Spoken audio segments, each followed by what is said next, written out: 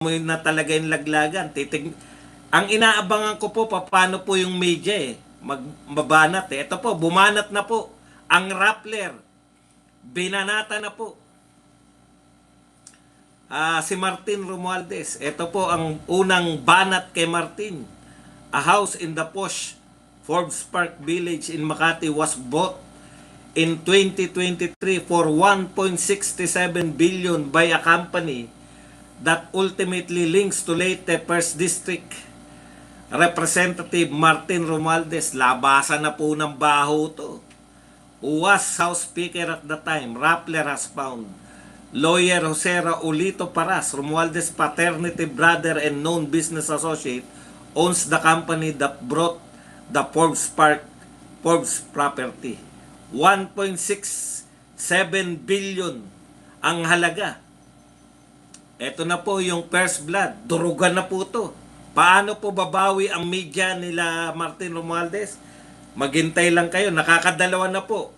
Nagpa-interview naman in-interview naman si Chanco. Sinagot niya po, pinagtanggol niya po si BBM mula po dito sa banat ng kanyang pinsan na si Martin. Sabi po, ang ganda ng sagot din, no? Kaya popcorn tayo. Popcorn po tayo. Ma-update po kayo dito lagi sa nagaganap na labanan sa pagitan ng Marcos, Romualdez, Remulla, Paksyon.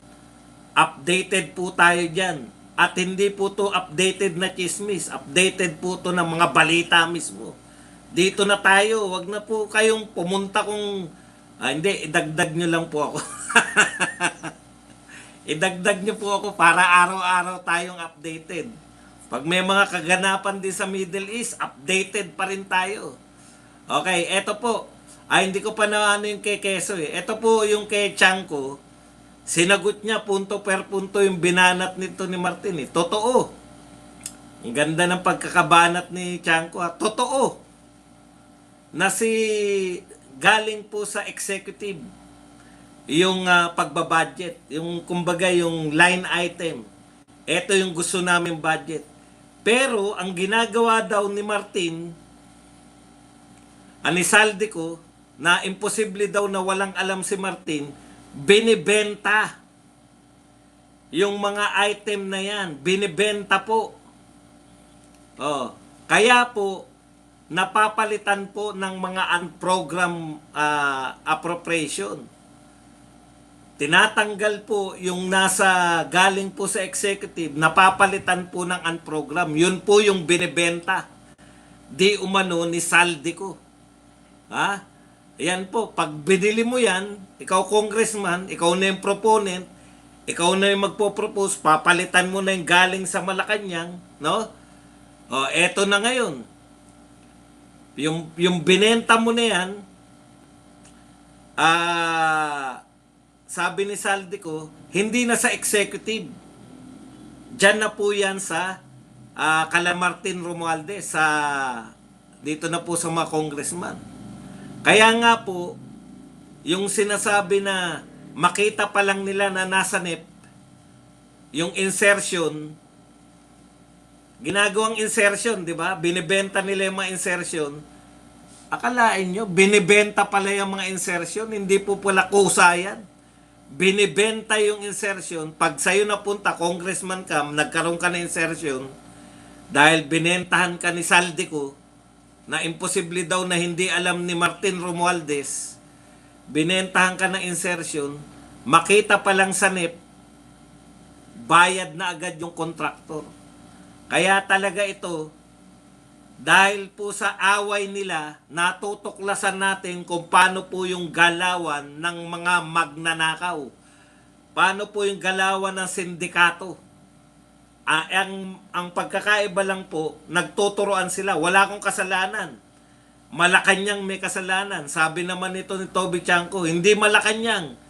Mismo yung House of Representatives ang nagbebenta ng mga insertion. So balik na naman po tayo rito sa mga insertion na to. Kaya po, tayo nakikinabang. Bakit po? Bakit tayo nakikinabang? Kasi hindi natin sila tinantanan. Yan po yan eh. Hindi natin tinatantanan Asan yung malalaking isda na makukulong? Na pressure tong House Remulla, na kinakailangan nilang may makulong at napili nila na hindi nila pwedeng palagpasin ito. Itong pinakamalaking isda na nagngangalang Romualdez Martin. Nung nakatunog si Martin, malamang patakas na, hindi pumayag yung mga Remulla, nagwala yung Martin. Pag ako, tinabla nyo, damay-damay tayo. Kaya po, biglang nagsimba. Sa Manawag ba Sa Manawag ba yung mag-asawa, nagdasal bigla?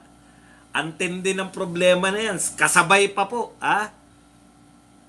Maaring ito ay nagkataon lang, kasabay pa ng dalawang dating AFP general na nasa gabinete ay magkasunod na nag-resign, si Anyo at saka si Galvez. Hindi ko po sinasabing walang may mga kaugnayan to, pare-pareho. Pero ito po ay nagaganap ng sabay-sabay. Saksi po tayo sa popcorn na to. Sabay-sabay po to. Ngayon, ano